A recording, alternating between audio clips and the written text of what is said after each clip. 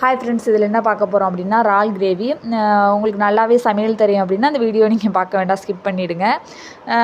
இதில் நான் உங்களுக்கு ஒரு சில இன்க்ரீடியன்ட்ஸ் வந்து எக்ஸ்ட்ரா ஆட் பண்ணியிருக்கேன். அதை பற்றி தெரிஞ்சுக்கணும்னு நினைக்கிறவங்க, இல்லை வேறு புது விதமாக பண்ணணும்னு ஆசைப்பட்றவங்க மட்டும் இந்த வீடியோவை பாருங்கள். ஃபஸ்ட்டு என்னென்னா, நீங்கள் பேன் வச்சுக்கோங்க. அதில் உங்களுக்கு தேவையான அளவு எண்ணெய் ஊற்றிக்கிட்டு, எண்ணெய் சூடான பிறகு பல்லாரி வெங்காயம் ஒரு 4லேருந்து 5 வெங்காயம், ஏன்னா வெங்காயம் கூட போகிறப்ப தான் நல்லா டேஸ்ட்டாக இருக்கும். நல்லா குட்டி குட்டியாக நறுக்கி வச்சு அதை பொன்னிறமாக வர வரைக்கும் நல்லா வதக்கிக்கோங்க. அது நல்லா வதங்கினதுக்கு அப்புறம் 2 நல்லா பழுத்த தக்காளியை எடுத்து குட்டி குட்டியாக நறுக்கி அதையும் நல்லா வதக்கிக்கோங்க. வதங்கின பிறகு இதில் என்ன ஆட் பண்ணுறேன் அப்படின்னு பார்த்தீங்கன்னா, இஞ்சி, பூண்டு, ஒரு பல்லாரி வெங்காயம், ஒரு தக்காளி, மிளகு 1 டீஸ்பூன், சோம்பு 1 டீஸ்பூன், ஜீரகம் 1 டீஸ்பூன், இது எல்லாத்தையும் நல்லா போட்டு ஃபைன் பேஸ்ட்டாக அரைச்சி எடுத்துக்கோங்க.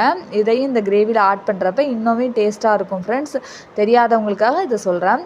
அதுக்கப்புறம் குழம்பு மிளகாய் தூள் தான் நான் இதில் ஆட் பண்ணுறேன். உங்களுக்கு காரத்துக்கு தகுந்த மாதிரி ஆட் பண்ணிக்கோங்க. இதில் நான் 5 டீஸ்பூன் வந்து ஆட் பண்ணியிருக்கேன்.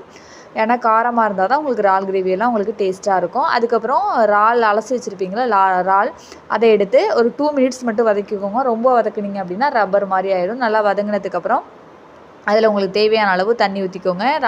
ஏன்னா கிரேவிக்கு சில பேருக்கு வந்து கொஞ்சம் இதாக இருக்கும், அதுக்காக தேவையான அளவு தண்ணி ஊற்றிட்டு நல்லா கருவேப்பிலை தூவி உப்பு உங்களுக்கு தேவையான அளவு போட்டு ஒரு 10 to 15 மினிட்ஸ் மூடி வச்சுருங்க.